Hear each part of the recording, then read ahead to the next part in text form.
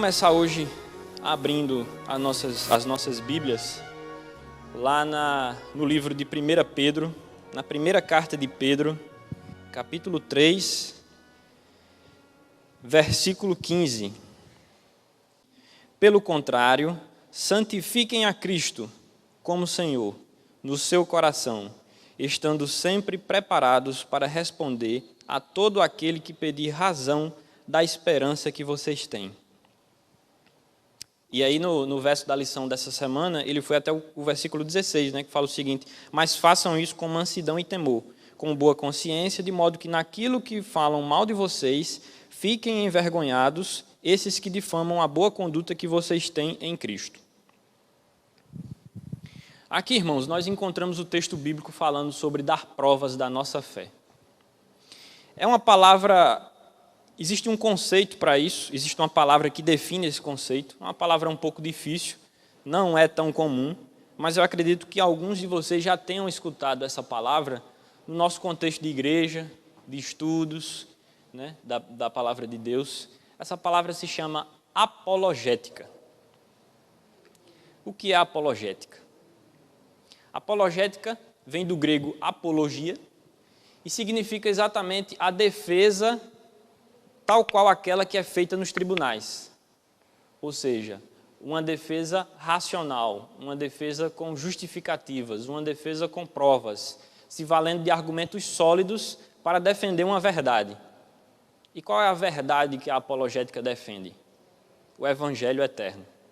O Evangelho que foi nos comissionado por Cristo Jesus para ser levado ao mundo inteiro. E por que nós devemos fazer essa defesa da fé? Por que nós devemos apresentar argumentos da fé? Será que essa defesa da fé ela é bíblica? Será que é necessária para os nossos tempos? Será que pessoas que fizeram parte da escritura do cânon bíblico, das histórias bíblicas, das referências de Cristo Jesus e de seus apóstolos, será que elas praticaram, elas usaram esse recurso da apologética? Nós vamos descobrir fazendo um panorama por alguns textos bíblicos e também um espírito de profecia e enxergando a importância desse recurso para os nossos dias, enxergando a necessidade urgente de nós nos aperfeiçoarmos e buscarmos conhecimento acerca disso para potencializarmos a nossa capacidade de pregação do Evangelho e de alcançar almas para Cristo, que é o nosso único e grande objetivo aqui nesta terra. Como falei para vocês, o conceito de apologética ele vem do grego apologia e significa a defesa tal qual é feita nos tribunais. Nós temos grandes referências de apologetas. Apologetas é a palavra que nós denominamos as pessoas que são conhecidas pela proeminência no uso desse recurso, da apologética. Algumas pessoas conhecidas, talvez vocês conheçam alguns. O primeiro deles, e o mais famoso de todos, o apóstolo Paulo. Foi quem mais fez uso desse recurso. Outro, já mais próximo dos nossos tempos, viveu no século passado, no século XX, o escritor britânico C.S. Lewis. Alguém que foi trazido do ateísmo para o cristianismo através da apologética. Outro grande escritor, William Lane Craig, já citei aqui em algumas outras oportunidades que tive de trazer a mensagem aqui nesta igreja. Outro grande estudioso que possui manuais acerca desse tema e que são de uma importância sem medidas para o nosso conhecimento bíblico. E o último aqui que eu citei, existem outros mais, mas eu gostaria de fechar com esse porque durante esse tempo de pandemia, infelizmente, ele nos deixou, que é o Ravi Zacharias, um apologeta norte-americano que tem um trabalho esplêndido de defesa da fé em ambientes em que predominam o ceticismo, ou seja, quase todos os ambientes, porque nós vivemos na era dos céticos. Tudo o que nós falarmos vão pedir provas a nós do que nós estamos falando. E não vai ser diferente com o Evangelho de Deus, com o Evangelho eterno. E é por isso que nós precisamos estar preparados para dar essas provas, como lemos aqui no texto bíblico. Entre o nosso meio, na nossa comunidade adventista, existem alguns apologetas também bem proeminentes. o pastor Michelson Borges, o professor Leandro Quadros, o professor Rodrigo Silva, o pastor Arilton, né, do Bíblia Fácil, do programa da Novo Tempo, e o nosso pastor Roberto Carlos também, né, que faz parte dessa mesma geração, está ali em cima nos assistindo, faz parte dessa geração de apologetas e está no mesmo patamar do professor Rodrigo Silva, do pastor Michelson Borges, entre outros que nós citamos aqui. São pessoas que dedicam uma vida acadêmica e um estudo mais aprofundado para ter elementos suficientes para defender a fé e pregar o Evangelho de Deus. Mas vamos para a segunda pergunta. A apologética é bíblica? Onde é que eu posso encontrar na Bíblia passagens, menções, oportunidades em que a apologética ela foi usada para convencer algumas pessoas ou para nos deixar exemplo de convencer pessoas? A vida do nosso Senhor Jesus Cristo aqui na Terra foi marcada basicamente por ela. Ele sempre fez uso de argumentos racionais para defender aquilo que ele pregava. Ele apelava para pessoas históricas, para contextos históricos, para milagres, para o cumprimento de profecias, justamente para provar aquilo que ele estava pregando. Ou seja, utilizava recursos externos à mensagem nuclear para provar, para convencer aqueles que estavam o ouvindo de que o que ele falava era a verdade, e era uma verdade absoluta, como cremos. Esse comportamento está impresso também na vida dos apóstolos, né? Naturalmente, porque se eles seguiam uma pessoa que dava esse exemplo, seu líder trazia esse exemplo em seu ministério, em sua vida, em seu ministério, naturalmente eles iam seguir o mesmo caminho e iam dispor do mesmo recurso para pregar o Evangelho no que era conhecido como o mundo naquela época, né? E eles usavam da mesma forma o cumprimento de profecias, faziam referências aos milagres de Jesus e à ressurreição após a morte de Cristo. Eles faziam menção também à ressurreição de Cristo para fazer essa prova, né? Para fazer essa justificativa. E interessante porque a ressurreição de Cristo ela não é apenas um argumento de fé, um argumento espiritual. Mas ao longo da história, até os nossos dias, por exemplo, um dos apologetas que citei inicialmente aqui, William Lane Craig, ele tem uma tese doutoral sobre a historicidade da ressurreição de Cristo. Ou seja, a tese de doutorado dele prova historicamente que Cristo ressuscitou, com argumentos históricos, com argumentos e evidências que nenhum cético pode se desfazer deles. Porque muitas vezes, quando nós usamos os recursos bíblicos, mas isso aí são seus dogmas, são suas crenças. Eu não estou aqui terceirizando o argumento bíblico, de forma alguma, ele é o principal, né? Como está escrito lá em Romanos 10, como o apóstolo Paulo falou, a fé vem pelo ouvir e o ouvir da palavra de Deus. Mas isso não significa dizer que nós não possamos dispor de outros recursos para atrair esses ouvintes da palavra de Deus. É certo que algumas pessoas são mais acessíveis a argumentos bíblicos. Quando falo bíblicos, argumentos textuais bíblicos, né? Mas é certo também que algumas pessoas não querem nem ouvir a palavra de Deus. E elas são alvo, elas são objeto, por elas Cristo morreu também. E por elas nós devemos esforçar, por elas nós devemos empenhar todos os nossos esforços para conseguir que ela venha para o nosso lado, para o lado do Evangelho eterno. Foi para isso que nós fomos comissionados. E eu queria ler um texto bíblico aqui com vocês, para que fique expresso isso que nós estávamos falando aqui sobre esse comportamento do uso da apologética pelos apóstolos. E nós vamos justamente para o livro em que relata os Atos dos Apóstolos. Quero que vocês abram no livro de Atos, capítulo 2, versículo 22, que diz o seguinte: Israelitas, escutem o que vou dizer. Jesus, o Nazareno, homem aprovado por Deus diante de vocês com milagres, prodígios e sinais, está vendo? Ele faz referência aqui aos elementos que nós havíamos citado há pouco, os quais o próprio Deus realizou entre vocês por meio dele, como vocês mesmos sabem. Aqui ele apela para o recurso da testemunha, né? Ele usa os elementos milagres, prodígios e sinais e prova que eles aconteceram pelo testemunho ocular daquelas pessoas que estavam ouvindo nesse momento. A este, conforme o plano determinado e a presciência de Deus, vocês mataram, crucificando-o por meio dos homens maus. Aqui ele faz referência ao evento histórico da crucifixão de Cristo.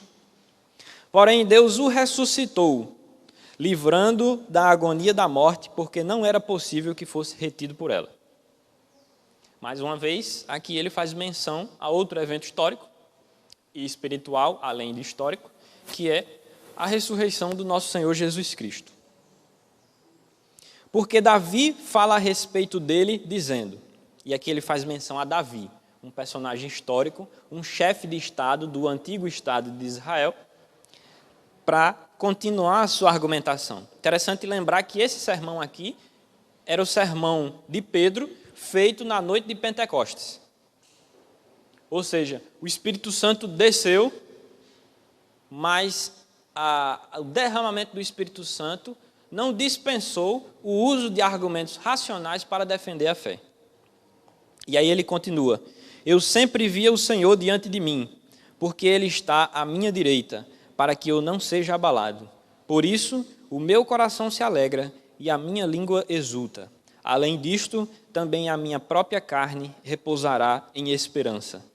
Porque não deixarás a minha alma na morte, nem permitirás que o teu santo veja a corrupção. Fizeste-me conhecer os caminhos da vida e me encherás de alegria na tua presença. Irmãos, permitam-me falar-lhes claramente a respeito do patriarca Davi. Mais uma referência histórica. Ele morreu e foi sepultado, e o seu túmulo permanece entre nós até hoje.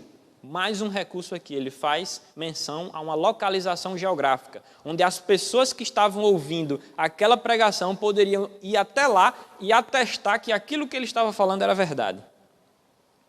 Sendo, pois, profeta, e sabendo que Deus lhe havia jurado que um dos seus descendentes se assentaria no seu trono.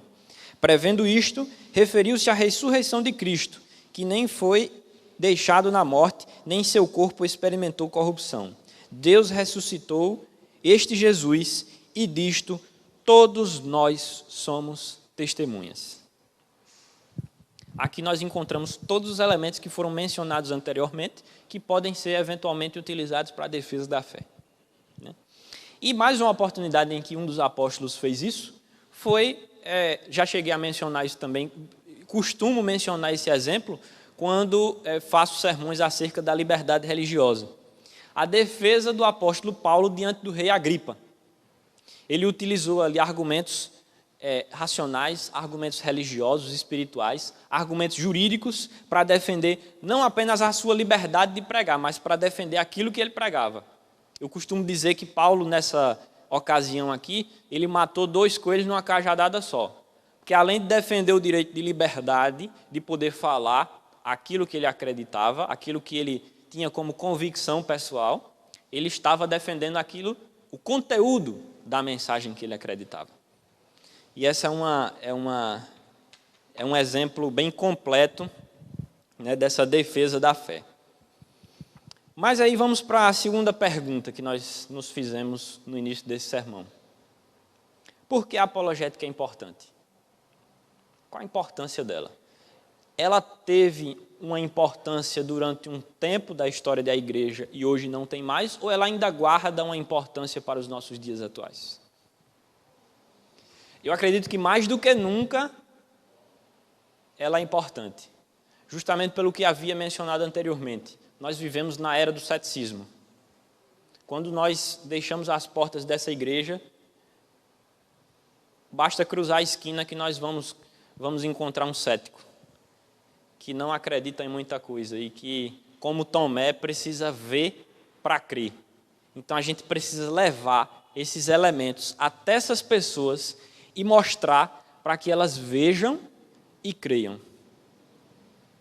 3 pontos aqui, 3 pontos de argumento para você perceber a importância da apologética para os nossos dias. A primeira delas, influenciar a cultura. Nós somos vetores importantes para influenciar a nossa cultura atual. E por mais que você ache que a cultura não se mistura com essa atividade missionária, mas nós precisamos influenciá-la.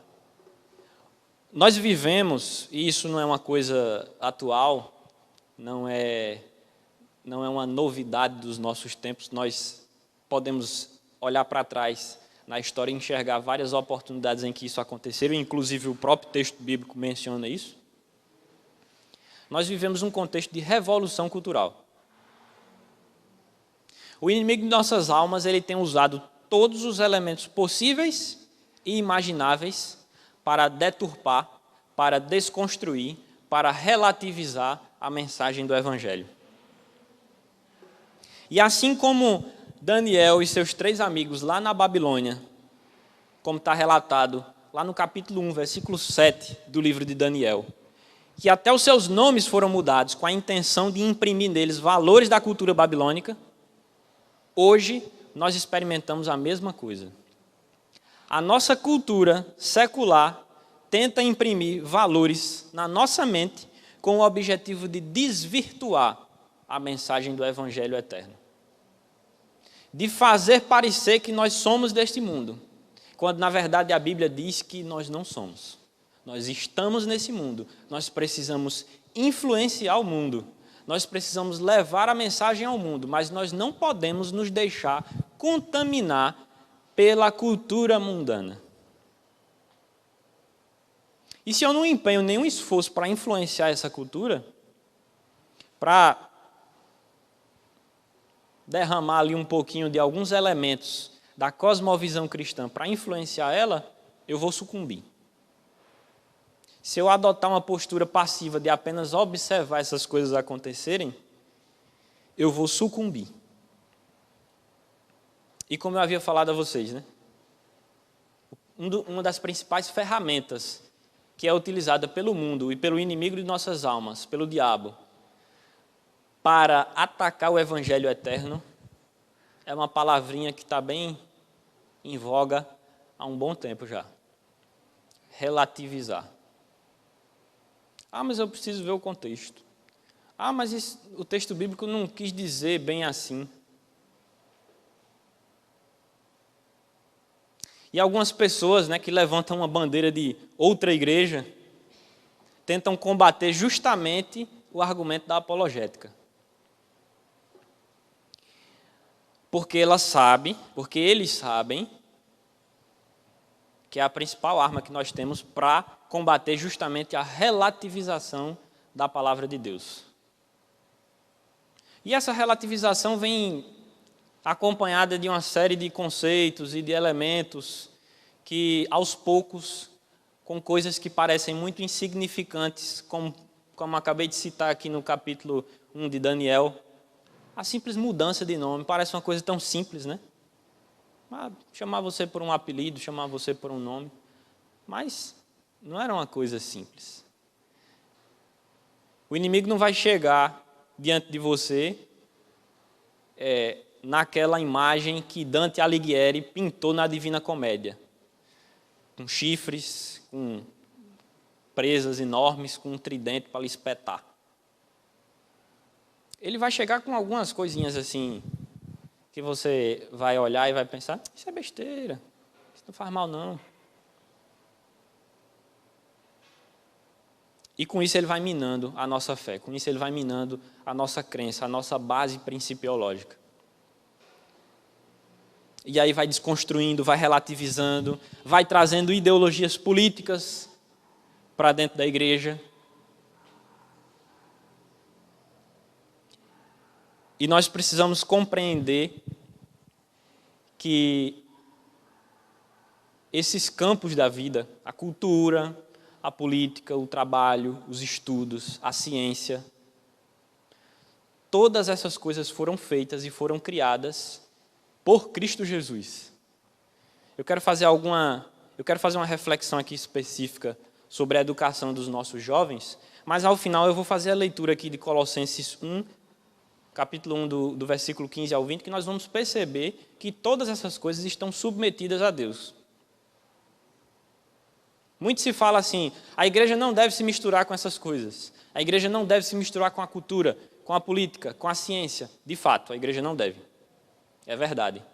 Mas você, indivíduo, como embaixador de Cristo, como portador da mensagem do Evangelho eterno, não foi facultado a você a possibilidade de pregar e de influenciar o mundo com essas verdades. Não foi facultado, foi comissionado, é uma missão, é um dever. Se você não faz isso, sinto muito dizer, mas você não está no pleno exercício do cristianismo. Se você não tem a paixão de divulgar, de compartilhar, de salvar pessoas, a mensagem não chegou ao seu coração. Ela não transformou você.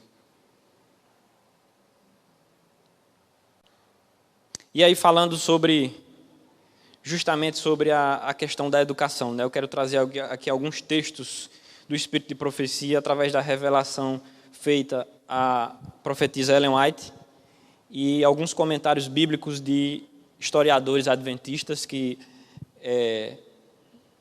comentam, né, sobre esse assunto. Desde o contexto da Revolução Francesa, do século XVIII, onde, quando a gente estuda ali, faz estudos sobre o Apocalipse, sobre as profecias do fim, a gente percebe que aquele evento é uma chave em toda essa sequência dos eventos finais. Ellen White faz o seguinte comentário: o mesmo espírito mestre que incitou o massacre de São Bartolomeu.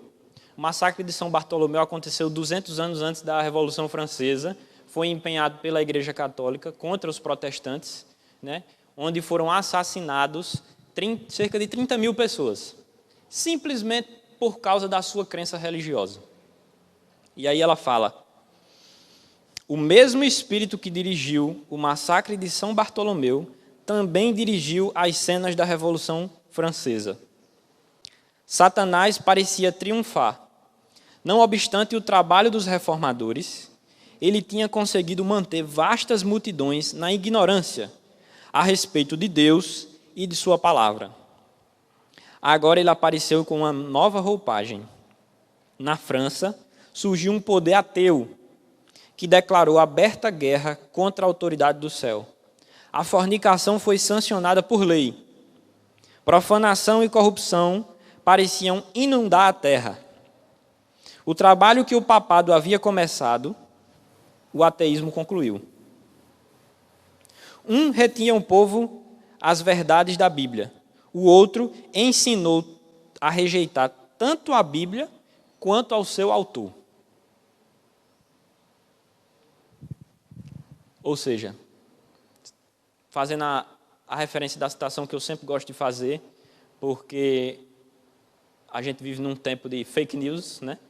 Então, é interessante que eu faça a menção aqui para que vocês possam pesquisar. Eu encontrei apenas essa citação em inglês, eu não sei em que livro traduzido ela se encontra, mas está no Spirit of Prophecy, volume 4, página 192. Eu peço perdão aos irmãos de não ter trazido slides com essas citações, porque eu sou péssimo em slides. Então, ia ficar uma coisa muito feia, eu ia passar vergonha aqui com os slides, mas ia ficar mais fácil de vocês visualizarem. Eu prometo que da próxima vez eu vou me esforçar mais um pouco. Mas, fazendo uma nova análise aqui sobre esse texto, nós percebemos, o Espírito de Profecia nos alerta aqui, que eventos históricos, que foi nos ensinado durante nossos tempos de escola, que eram apenas eventos históricos, tinham apenas influências aqui históricas, políticas, sociais. Esses eventos históricos foram dirigidos por espíritos malignos, por anjos caídos, pelo demônio. Não é por acaso. Nada nesse mundo acontece por acaso.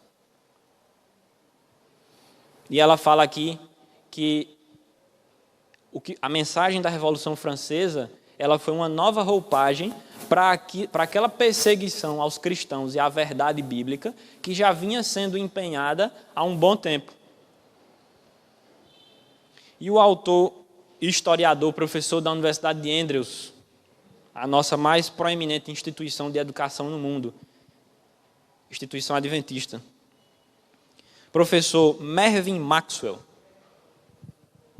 escreveu um livro chamado Uma Nova Era Segundo as Profecias do Apocalipse. Esse livro é bem conhecido e antigo, inclusive, é da Casa Publicadora Brasileira. Não sei quantos lembram, é um livro de capa azul que tem uns anjos tocando trombeta na frente. Sempre quando tem lições da Escola Sabatina sobre Apocalipse e Daniel, utiliza-se esse livro como recurso de apoio para os estudos da Escola Sabatina. Ele escreveu o seguinte: se a Revolução Francesa foi... Isso as minhas palavras de comentário, tá? Ainda vou entrar na citação. Se a Revolução Francesa foi uma nova roupagem para a perseguição empenhada na noite de São Bartolomeu no século XVI, no nosso século, no século XXI e no século passado, século XX, essa nova roupagem ganhou uma reedição para que ela ficasse mais palatável, para que ela ficasse mais fácil de adentrar na igreja e para que nós não percebêssemos a periculosidade dela. Mervyn Maxwell diz o seguinte, no livro Uma Nova Era Segundo as Profecias do Apocalipse: outro importante legado da Revolução Francesa foi o comunismo. Karl Marx, ao sistematizar o comunismo, e Lenin e Trotsky, ao prepararem a violenta Revolução Bolchevique de 1917, analisaram cuidadosamente o curso da Revolução Francesa. Durante o processo, eles assimilaram extremamente bem uma lição correlata, ensinada pelo filósofo Jean-Jacques Rousseau. Tratava-se da doutrina de que uma minoria que sabe o que é melhor para o povo deve impor a sua vontade à maioria para o próprio bem desta. Diz o professor Palmer: o movimento comunista jamais haveria tomado a forma que tomou, não fosse a ocorrência prévia da Revolução Francesa. Se a noite de São Bartolomeu teve influência espiritual, satânica, se a Revolução Francesa partilhou desse mesmo espírito influenciador, com certeza os produtos derivados delas, as doutrinas e ideologias políticas, gozaram da mesma influência satânica. E têm o mesmo objetivo: destronar o Senhor do Universo, contestar a verdade eterna do Evangelho. Durante a escritura desse sermão aqui, eu estava pesquisando e eu constatei um dado aterrorizante. Tem um instituto de pesquisa norte-americano chamado Lifeway Research, que identificou que 66%, 2 terços dos jovens cristãos apostatam, abandonam a sua fé nos anos da faculdade. Por quê? Qual a explicação para isso?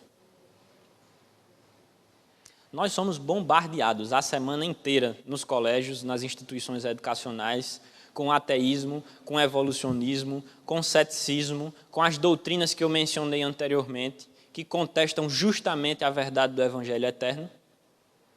Mas a gente vem aqui no sábado de manhã e gasta 40 minutos com a escola sabatina para as crianças, 10, 15 minutos com a adoração infantil no culto, e acha que isso é suficiente.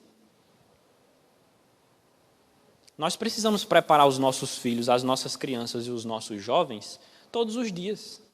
Quantas horas eles não estão expostos na escola a tudo o que é contra o que pregamos aqui? Não é suficiente a refeição de 1 hora durante o sábado, uma vez na semana, para combater isso que a gente é atacado e bombardeado lá fora. Não é suficiente. O Espírito de Profecia, mais uma vez, no livro O Grande Conflito, página 140, traz uma situação do reformador Lutero que é interessante, que parece até que ele está falando dos dias de hoje. Diz o seguinte: receio muito que as universidades se revelem grandes portas do inferno. A menos, olha, existe uma ressalva, tá? Não estou demonizando a instituição de ensino. A menos que diligentemente trabalhem para explicar as Santas Escrituras. Se nós trabalharmos diligentemente para explicar as Santas Escrituras aos nossos jovens, eles vão estar preparados para qualquer desafio lá dentro. E aí ele continua, e gravá-las no coração dos jovens. Se não fizermos isso, não aconselho ninguém a pôr o seu filho onde as Escrituras não reinem supremas. Toda instituição em que os homens não se acham incessantemente ocupados com a palavra de Deus tem de tornar-se corrupta. E aí eu acrescento, e tem corrompido a mente dos nossos jovens, porque 2/3 deles, isso significa dizer que a cada 10 jovens, vamos dizer que nós tenhamos, vamos supor aqui um número hipotético, 10 jovens aqui na igreja agora. 6 deles, a probabilidade, não estou dizendo que isso vai acontecer aqui entre nós, mas a probabilidade é que 6 deles se afastem dos caminhos de Deus e nunca mais voltem. Pela nossa negligência de preparar esses jovens racionalmente a defenderem a sua fé, a contraditarem a contrafação maligna que está lá fora, com toda sede para arrastar o máximo possível de pessoas que estão aqui dentro. E eu repito, muitas vezes nós achamos que religião não se mistura com ciência, né? Hoje nós vivemos dias de, mas é a ciência não se contesta. A ciência foi criada por Deus e para Deus, meus irmãos. Ela precisa ser influenciada com valores cristãos. Existe o método científico? Existe. Mas ele precisa ser influenciado com quem criou o método científico, com as ideias de quem criou o método científico. Tudo deve ser para a glória de Deus. Assim como está escrito lá em 1 Coríntios 10, 31, quer comais, quer bebais, façais tudo para a glória de Deus. Tudo. Não existe nenhum centímetro quadrado da sua vida que seja reservado para o seu interesse. Mas é tudo para o interesse de Deus, é tudo para a glória de Deus. É tudo a serviço e à disposição de Deus. Logo, os jovens devem ser iniciados na apologética, meus irmãos, porque nós precisamos desse recurso. Eu até digo para casais de amigos que pensam em ter filhos, se vocês não têm a disposição de ensinar apologética, ensinar a Bíblia, imprimir as verdades do Evangelho na vida dos filhos de vocês, não tenham filhos, não. Não botem crianças nesse mundo se vocês não têm essa disposição. Eles devem ser iniciados nesse conhecimento a fim de que usem a sua ferramenta educacional para a defesa da fé.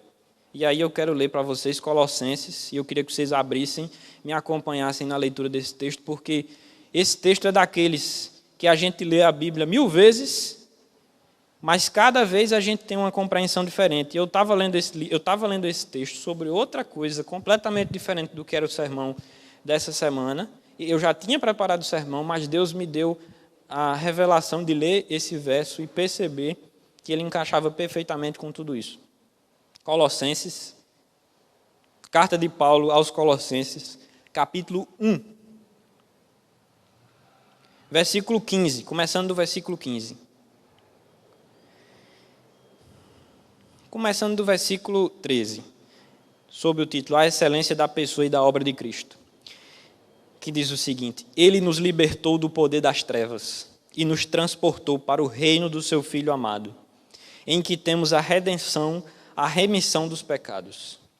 Ele é a imagem do Deus invisível, o primogênito de toda a criação, pois nele foram criadas todas as coisas, nos céus e sobre a terra, as visíveis e as invisíveis, sejam tronos, sejam soberanias, quer principados, quer potestades. Tudo foi criado por meio dele e para ele. Ele é antes de todas as coisas. Nele tudo subsiste. Ele é a cabeça do corpo, que é a igreja. Ele é o princípio, o primogênito dentre os mortos, para ter a primazia em todas as coisas. Na ciência, na cultura, na política, na religião, na educação, no seu trabalho. Ele tem a primazia em todas as coisas. Porque Deus achou por bem que nele residisse toda a plenitude.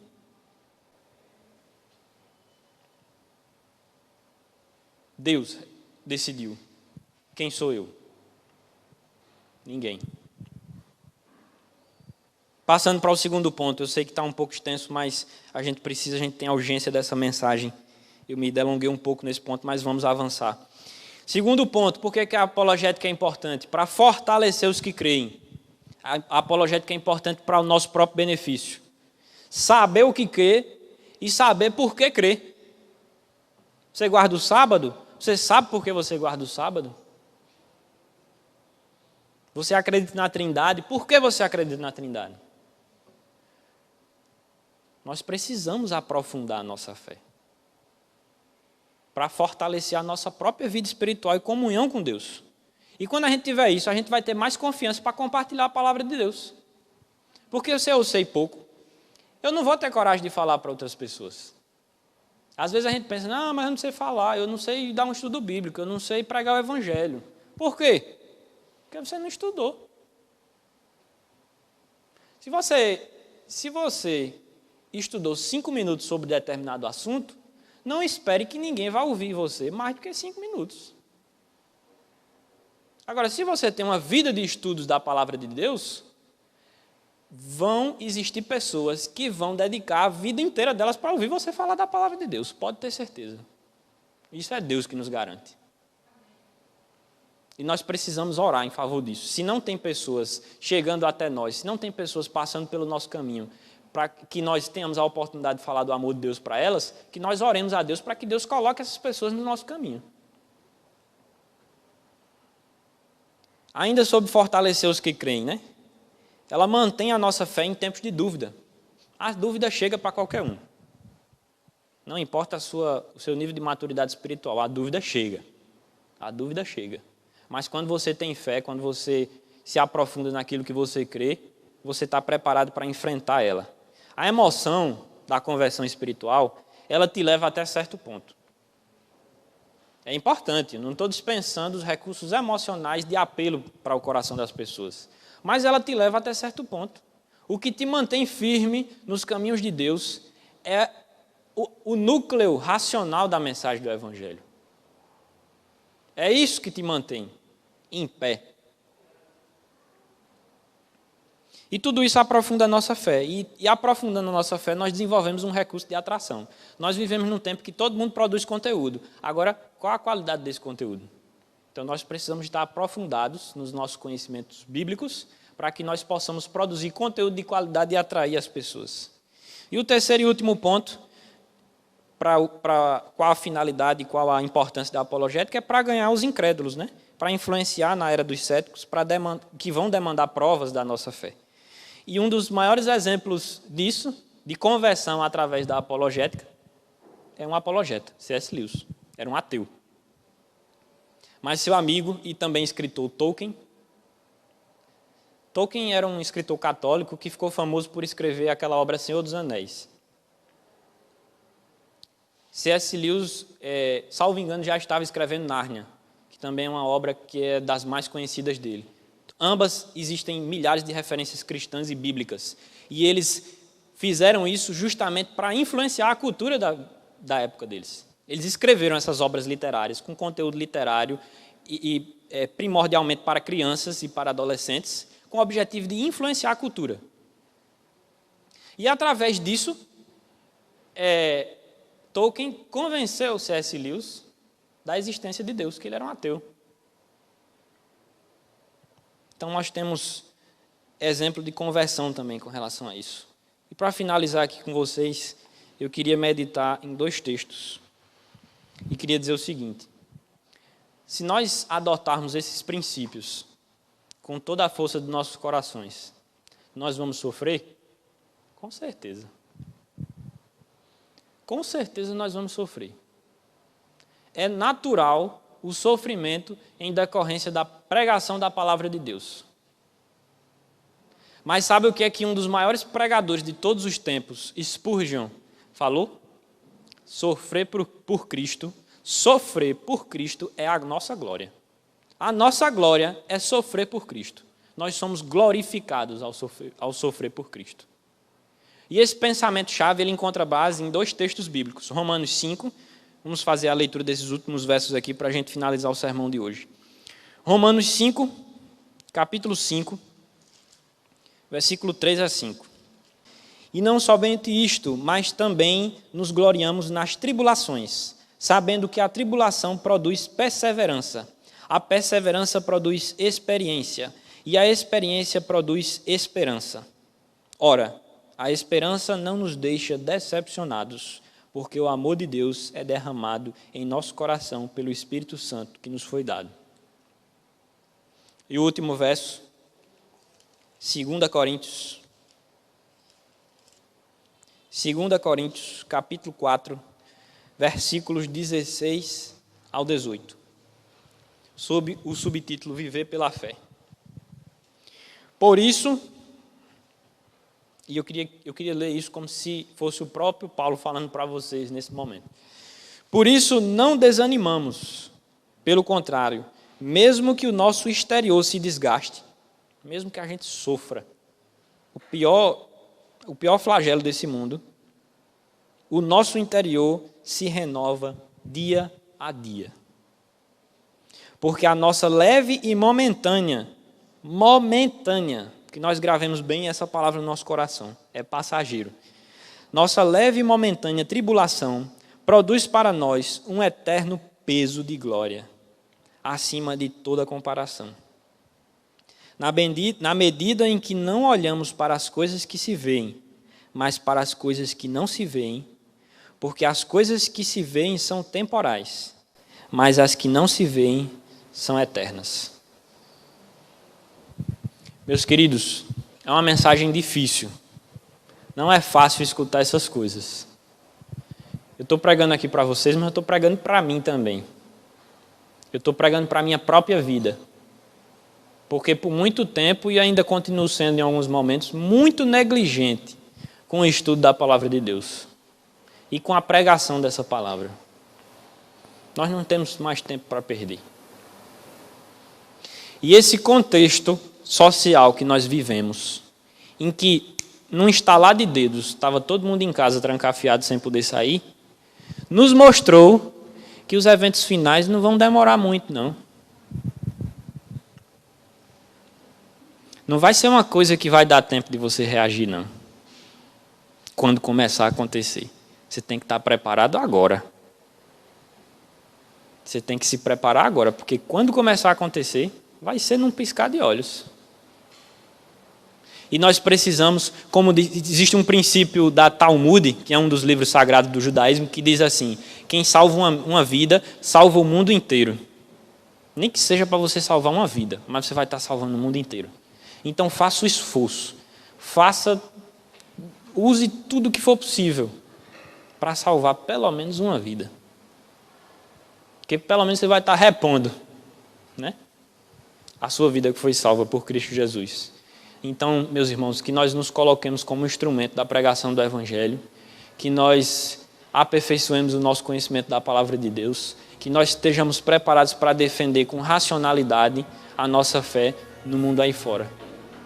Se nós fizermos essa parte, que é a nossa parte, pode ter certeza que essa boa obra vai ser completada depois do Espírito de Deus, quando ele for derramado sobre essa terra, na chuva cerúlea. A nossa fé é a nossa vitória. A nossa fé é a nossa vitória. Eu espero que nós possamos sair daqui hoje, nessa manhã de sábado, com pelo menos esse princípio gravado no nosso coração.